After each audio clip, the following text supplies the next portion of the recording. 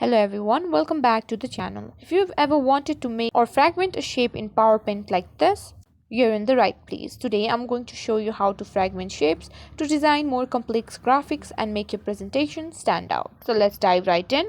So firstly, you'll need to enter your shapes.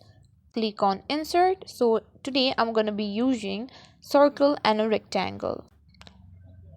Place your circle right in the middle. Make it as circle as possible.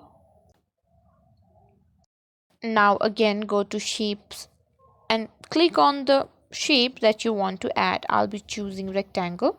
Make it as slimmer as possible. After positioning your shape so that they overlap each other, I'm gonna be choosing a different color for the rectangle. This is crucial because the fragment tool works by dividing where the shapes intersect.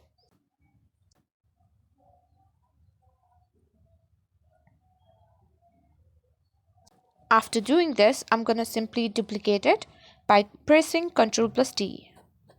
Now tap on the rotate button and rotate it to 90 degrees.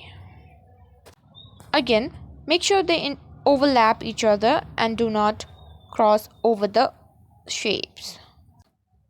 After doing so, now with the shapes in place, it's time to select both. Then go to Shape Format.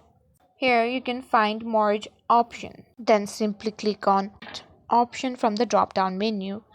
And here you can see your shapes have been fragmented.